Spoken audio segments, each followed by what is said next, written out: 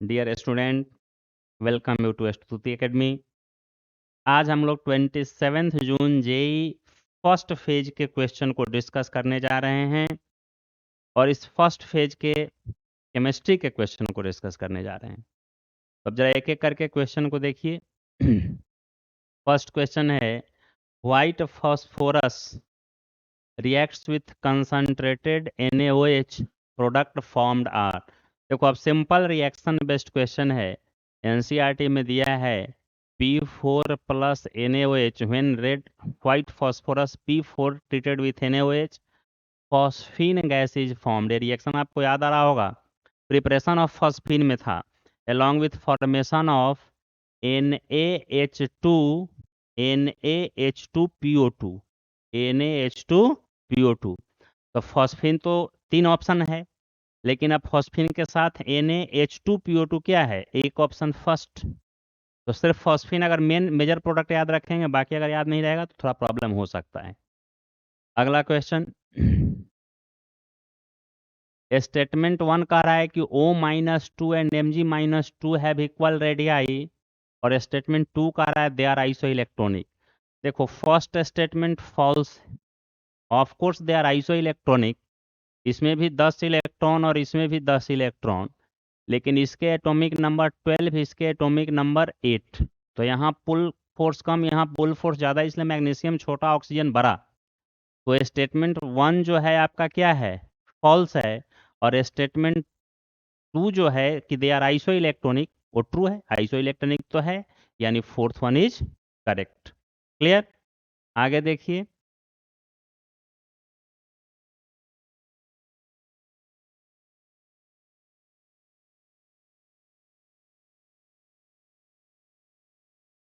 which of the following complex have maximum value of crystal field splitting energy।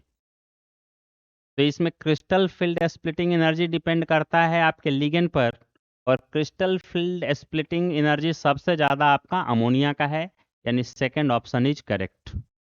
Memory based question है, when acidified KMnO4 reacts with oxalic acid gives a manganese product, यानी acidic medium में KMnO4 को react करा रहा है, in acidic medium, KMnO4 in acidic medium, find the magnetic moment spin only for Mn in this product. देखिए, तो MnO4 जब acidic medium में रिएक्ट करेगा तो क्या बनाएगा, MnO2, यानी Mn+4, ठीक है, या MnO। तो अगर स्ट्रॉन्ग एसिड है तो MnO का फॉर्मेशन होगा, तो MnO एसिडिक मीडियम में बनाएगा, यानी Mn का ऑक्सीडेशन नंबर +2, यानी +7 से +2, चेंज इन ऑक्सीडेशन नंबर 5 हो गया आपका। तो अब जो प्रोडक्ट बना उस मैग्नीज में ऑक्सीडेशन नंबर Mn का कितना था, 2+। तो इलेक्ट्रॉनिक कन्फिगरेशन Mn का कितना होता है, 4s1 3d6। अब 2 इलेक्ट्रॉन रिमूव करेंगे तो 4s0 और 3d5। तो d5 सिस्टम में सभी 5 के 5 क्या हैं, अनपेयर्ड इलेक्ट्रॉन। तो स्पिन ओनली मैग्नेटिक मोमेंट अगर निकालना होगा तो कैसे निकालेंगे, जरा देखिए। तो स्पिन ओनली मैग्नेटिक मोमेंट हम लोगों को निकालना है, तो mu is equal to √n into n+2, where n is number of unpaired electron, यानी 5 इंटू 5+2 7, यानी √35, जो लगभग लगभग किसके बराबर होगा, 6 के। आगे देखिए, 2 gram of a non-volatile solute dissolved in is 200 gram of two different solvent A and B have same molarity. The ratio of Kb of the solvent A and B is 1:8, and the ratio of elevation in boiling point is x:y. Then value of y is। तो देखो, तो इसमें simple हम लोगों को क्या करना है कि delta TB is equal to KB into molality. तो मोलालिटी दोनों का सेम है, यानी कि delta TB1 by delta TB2, या A और B भी कर सकते हैं, will be equal to KB1 by KB2, क्योंकि मोलारिटी दोनों का सेम है, तो कैंसिल आउट होगा। और इसका वैल्यू जो होगा वह दिए हुए है आपका 1/8, ठीक है, 1:8 रेशियो। तो the ratio of elevation in boiling point is x:y, तो वह भी क्या होगा 1:y होगा। तो y का वैल्यू क्या होगा, तो 1:8, यानी y इज इक्वल टू 8, जो इसका वैल्यू है वही वो भी रह जाएगा 1:8, तो 1:8। काफी simple, unexpectedly simple. Statement 1, at 20 degree centigrade molality of KCl solution is x, on decreasing temperature to 10 degree C, 10 degree C 10 degree C molality remain unchanged, ठीक है, ट्रू है, क्योंकि मास पर टेम्परेचर का कोई इफेक्ट नहीं है। On changing the temperature mass remain unchanged, this is also true. तो both true, S1 and S2 are true. क्योंकि देखो मोलालिटी क्या होता है, number of mole by mass of solvent in kilogram. तो टेम्परेचर बदलने से न तो नंबर ऑफ मोल बदलने वाला है, ना मास बदलने वाला है, यानी मोलारिटी रिमेन कांस्टेंट। आगे देखिए, what product are obtained in following reaction, H2SO4 plus BaO2। Again NCERT का रिएक्शन है, इसको जब आप रिएक्शन कराएंगे तो यह बेरियम सल्फेट के साथ H2O2 देता है, बेरियम सल्फेट के साथ BaSO4 plus H2O2 plus H2O, तो product is barium sulphate plus H2O2। Third option is correct. आगे देखिए, two element A and B form two different compound A2B and AB3। If 0.15 mole of both compound have equal weight, then what is the ratio of molar mass of A and B? A का molar mass मान लो हमने ले लिया x, A का हमने molar mass ले लिया, A का मोलर मास हमने ले लिया x और B का मोलर मास हमने ले लिया y। तो अब देखो तो A2B और AB3 दोनों का 0.15 मोल ले रहे हैं, तो मास बराबर हो रहा है, यानी 0.15, और A का मोलर मास आपने x लिया है, तो 2x plus y should be equal to number of mole 0.15 into molar mass. A का कितना x और B का कितना 3y। तो यहाँ से आपको x is equal to 2y calculate करेंगे। अब देखिए तो x:y के बीच का रेशियो क्या है 2:1, तो मोलर मास A और B का रेशियो ही पूछ रहा है, यानी 1:2 का रेशियो आया। सिंपल, हमने क्या किया, दोनों के number of mole into molar mass, number of mole into molar मास को बराबर कर दिया, इक्वेट कर दिया, क्योंकि ये कहीं रहा है 0.15 मोल बोथ कंपाउंड है इक्वल वेट, जस्ट इक्वेट कर दी इंफॉर्मेशन को। Match the following column, again देखिए 100% मेमोरी बेस्ड क्वेश्चन है, और इसमें SiCH3 जो है वह साइलेन है, ठीक है, करेक्ट ऑप्शन है।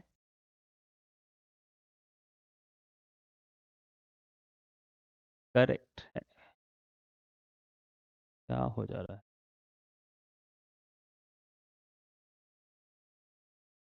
ठीक है, SiCH3 OH डाइमेरिक सिलिकॉन, ठीक है, यानी कि फर्स्ट का A B C and D fortunately correct order में दोनों अरेंज्ड है। जस्ट मेमोरी बेस्ड है, सिलिकॉन S ब्लॉक में आपका फॉर्मूला दिया है, first second part of NCERT 11th। 2 mole of NaOCl taken in 1 liter of closed container, it dissociated into NO and Cl2. At equilibrium 0.4 mole of NO are obtained, then the value of Kc is। देखिए तो जरा बड़ा simple है, reaction अगर आप लिखते हैं NOCl dissociate करके क्या दे रहा है NO प्लस Cl2। इनिशियली अगर इसका कंसंट्रेशन हम लोगों ने लिया होगा 2 मोल, तो इसका कंसंट्रेशन क्या रहा होगा 0 इनिशियली। एट इक्विलिब्रियम क्या कह रहा है कि 0.4 मोल ऑफ फेनो इज फॉर्म, यानी यह अगर 0.4 मोल बना होगा तो इसमें से 0.4 मोल रिएक्ट किया होगा, क्योंकि कोएफिशिएंट का रेशियो क्या है 1:1:, 1 नहीं, बैलेंस करिए पहले। क्लोरीन 2 है तो यहाँ 2 करना होगा, यहाँ 2, यानी 2:2:1, या नहीं तो 1:1:1/2। तो अगर यह 0.4 मोल रिएक्ट करेगा तो 0.4 मोल बनेगा, और ये कितना बनेगा 0.2 मोल। तो इक्विलिब्रियम के समय आपका मिक्सचर का कंसंट्रेशन पता हो गया। अब क्या कह रहा है, केसी कैलकुलेट करना है x इंटू 10⁻⁴ के फॉर्म में। तो केसी बराबर क्या हो जाएगा, कंसंट्रेशन ऑफ NO पर power 2 concentration of chlorine divided by concentration of NOCl पर पावर 2। तो NO का कितना है 0.4, Cl का कितना है 0.2 पर पावर 1, और NOCl कितना है 2.0.2 माइनस 0.4, यानी 1.6 पर पावर 2। कैलकुलेट करके आंसर लाना है। Law of mass action apply करना है कंसंट्रेशन कैलकुलेट करने के बाद। The limiting molar conductivity of NaI, NaNO3 and AgNO3 are इतना इतना इतना गिवन है, all at 25 degree. The limiting molar conductivity of AgI at the time. देखो Kohlrausch law of independent migration हमने पढ़ा था कि उसमें किसी भी कंपाउंड का लिमिटिंग मोलर कंडक्टिविटी उसके कटायन और एनायन के लिमिटिंग मोलर कंडक्टिविटी का सम होता है। तो अगर 2 या 3 डिफरेंट कंपाउंड दिए हों और किसी फोर्थ कंपाउंड का निकालना हो, तो पहले तो आपको करना क्या है कि इस कंपाउंड, तीनों कंपाउंड से डिजायर्ड कंपाउंड आप प्राप्त कीजिए। डिजायर्ड कंपाउंड क्या है आपका AgI। अब इसको ऐड करने से होगा कि सब्सट्रैक्ट करने से होगा, ये देखिए। जो ऑपरेशंस आप डिजायर्ड कंपाउंड को लाने के लिए कर रहे हैं वही ऑपरेशंस लिमिटिंग मोलर कंडक्टिविटी में कर देना है। तो देखो, तो अगर हम ऐसा करें कि इस कंपाउंड में AgNO3 में अगर हम घटा दें NaI, AgNO3 में ऐड कर दें NaI और इसमें सब्सट्रैक्ट कर दें NaNO3, तो देखो तो माइनस NO3 से प्लस NO3 कट जाएगा, माइनस Na से प्लस Na कट जाएगा, और Ag प्लस और I मिल करके क्या बना देगा AgI बनाएगा।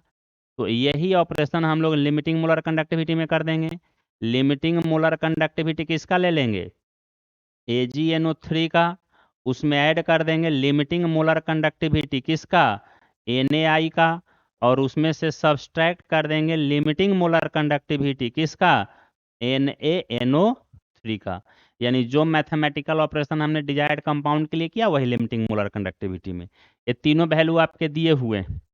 लिमिटिंग मोलर कंडक्टिविटी AgNO3 का कितना है 13.3, यानी 13.3 प्लस NaI का कितना है फर्स्ट है यानी 12.7, और माइनस NaNO3 का, NaNO3 का कितना है 12, 13.3 12.7 12। हाँ, आप इसको ऐड कर दीजिए, सिंपल। अगला question, find percentage of Fe in Fe 0.930, report your answer to nearest. बिल्कुल NCERT का सॉल्व एग्जाम्पल का क्वेश्चन है। अब हमने मान लिया कि Fe में x एटम Fe जो है हमारा है वह Fe+2 के फॉर्म में है। तो अगर हम इस फार्मूला को, सेक्शन को हटाएं तो फार्मूला क्या आ जाएगा 100 से मल्टीप्लाई कर देंगे। Fe93 और वो 100। तो अब 93 माइनस एक्स, 93 एक्स एटम हम मान लेते हैं +2 में है, तो 93 माइनस एक्स एटम किस में होगा Fe+3 के फॉर्म में होगा। टोटल ऑक्सीजन 100 है तो ऑक्सीजन पर -2 है, तो टोटल चार्ज निगेटिव, अगर -2 है तो पॉजिटिव क्या होना चाहिए -2। अब पॉजिटिव कैसे -2 होगा, x into +2, x atom +2 oxidation state में है, तो x into +2 plus 93 atom, 93 minus x atom जो है वो +3 के फॉर्म में है, तो into +3, x into +2 plus 90x minus 3 into 3 is equal to 200। तो यहाँ से x का वैल्यू कैलकुलेट करेंगे और वही Fe+2 इन परसेंटेज निकालना है। तो x बाई क्या करिएगा टोटल एटम ऑफ कितना है 93 इंटू 100 कर दीजिएगा। तो सिंपल इक्वेशन है। दो आयरन एटम है, एक को x माना तो दूसरा क्या हो जाएगा 93 माइनस एक्स, और दोनों एटम का पॉजिटिव वैलेंसी मिला करके कितना होना चाहिए था, ऑक्सीजन के निगेटिव वैलेंस किसी के बराबर, यानी +200 के बराबर। कैलकुलेट हमने कर लिया। Identify the correct match. Spontaneous process में डेल्टा जी लेस देन 0 होना चाहिए, यानी फर्स्ट का ऑप्शन होगा आपका सी। तो फर्स्ट का सी एक ही ऑप्शन ही है जी, देखो बड़ा टेक्निकली इजी क्वेश्चन। फर्स्ट में सी एक ही ऑप्शन है आपके, यानी बहुत ज़्यादा सोचने की जरूरत ही नहीं, आगे कुछ नहीं देखना है। अगला क्वेश्चन, गोल्ड। गोल्ड को क्या करते हैं, साइनाइड प्रोसेस से एक्सट्रैक्ट करते हैं, यानी फर्स्ट का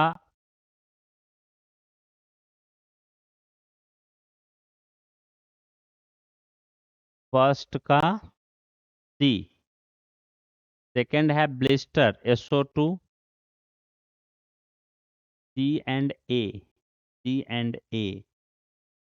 ठीक है, फर्स्ट ऑप्शन। ठीक है, आगे देखिए, फ्रॉथ स्टेबलाइजर कौन है आपके, फ्रॉथ स्टेबलाइजर, यानी फोर्थ ऑप्शन में क्या रखिएगा, एनेलिन, वो भी मैच कर रहा है। Identify the correct product in the following reaction. Lithium aluminium chloride है, ध्यान दीजिए जरा, लिथियम एल्युमिनियम क्लोराइड है, उसको रिएक्ट कर रहा है BeCl2 के साथ, BeCl2 के साथ लिथियम एल्युमिनियम क्लोराइड का, तब BeH2 प्रोडक्ट होगा, यानी कि second option is correct, beryllium hydride. आगे देखिए, सिंपल रिएक्शन याद करने का है, एनसीईआरटी का। कॉलम 1 एंड 2 शेप मैच कराना है। BF3 में देखिए तो कोई लोन पेयर नहीं है, 3 इलेक्ट्रॉन था, 3 बॉन्ड पेयर, यानी ट्राइगोनल प्लेनर इसको होना चाहिए, यानी फर्स्ट का डी, दो ऑप्शन है। और आगे देखते हैं, SF4 सल्फर में 6 वैलेंस इलेक्ट्रॉन, जिसमें से 4 इलेक्ट्रॉन बॉन्ड बनाने में कंज्यूम्ड हो गए, तो 1 इलेक्ट्रॉन बच गया, यानी कन्फिग्रेशन क्या हो गया, sp3d, जिसमें 4 बॉन्ड पेयर और 1 इलेक्ट्रॉन, तो C100, यानी कि SF4 C100, यानी सेकंड का सी। तो यहीं पर हमारा क्लियर हो गया, लेकिन और देख लीजिए, ClF3 क्या होगा, टी शेप्ड, A4 का ए, यानी फर्स्ट ऑप्शन इज करेक्ट। हालांकि उतना देखने का जरूरत नहीं था, जहां दो मिल गया पिकुलियर, वहीं पर कॉलम मैचिंग को फाइनल कर देना है। इस